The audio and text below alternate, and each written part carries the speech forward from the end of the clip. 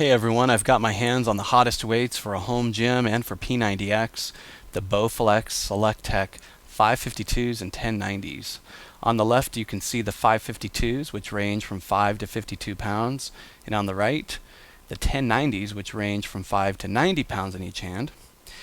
In this review I'm going to show you some of the downsides that other reviewers haven't shown and some of the things I wish I had known before buying them. I'm also going to show you how they perform working out. So these weights receive a lot of great reviews from people who buy them, and they're highly rated on Amazon, but I'm going to try to give you more of a balanced review. So brand new, these are pretty expensive, so for those of you who are tight on cash, I'm also going to show you a low budget alternative at the end of the video, so do not miss it. Here you can see the two weights side by side. The 1090s are larger, but not as large as I thought they would be. Now I've used these for about 2 months now while working out, and I've run into a few situations that I'll share with you, but this review will be focused mostly on P90X. So let's talk about why these are great. First of all, they save on space, and if you had to buy all of the weights individually from 5 to 52 pounds, you'd need a whole weight rack. Second, they're easy and fast to adjust from a low weight to a higher weight. This is key when you're doing P90X because of how quickly you switch from exercise to exercise. Now there are other adjustable weights on the market which I've tried, but I thought they were awkward to hold and to use, which leads me to the third great thing about them. They're shaped like a traditional dumbbell.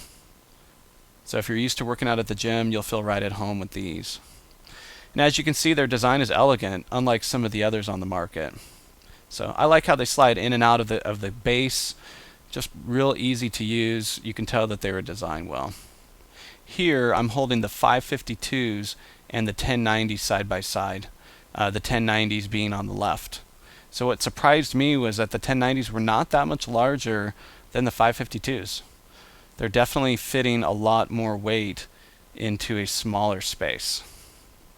Here I'm doing a shoulder press, and as you can see, when I go up, they actually touch and bump together. Not a big deal.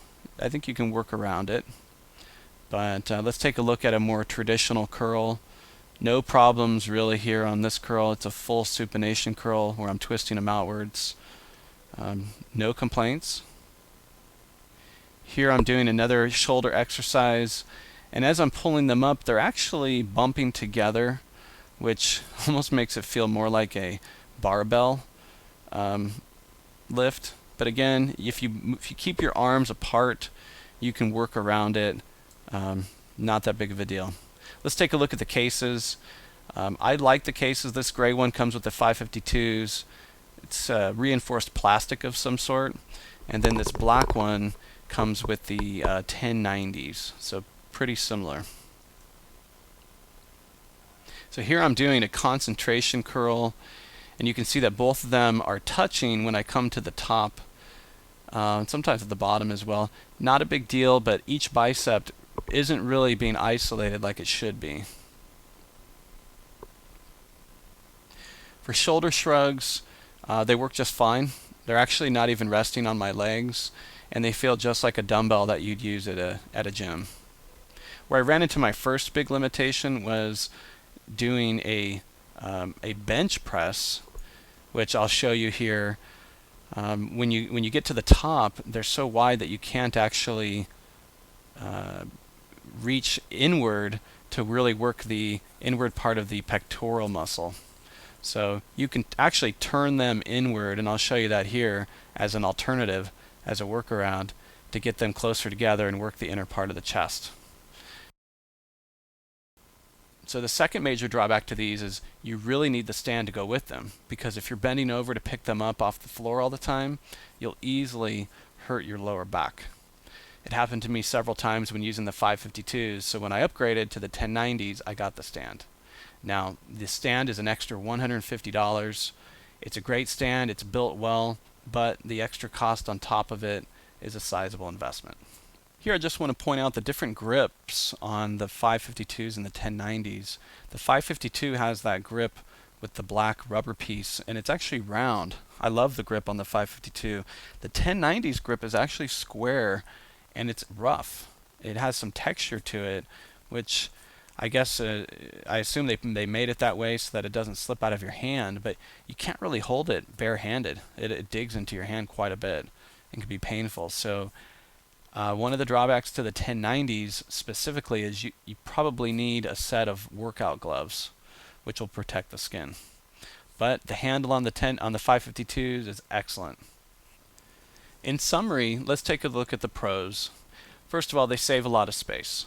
They're fast, they're easy to switch weight, they're elegant in their design, and they're cheaper than buying individual dumbbells. Let's take a look at the drawbacks. First of all, they're expensive brand new. $400 for the 552s, $600 for the 1090s.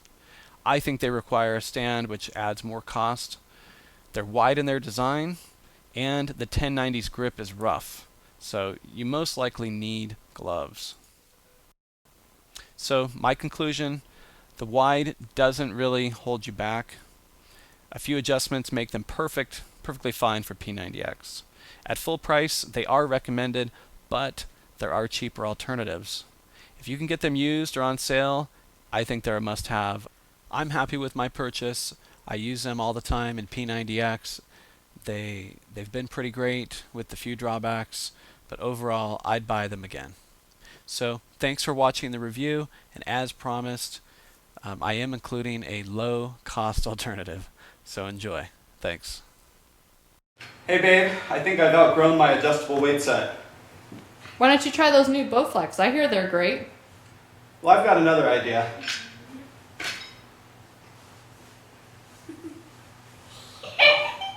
I've got my own adjustable weight set.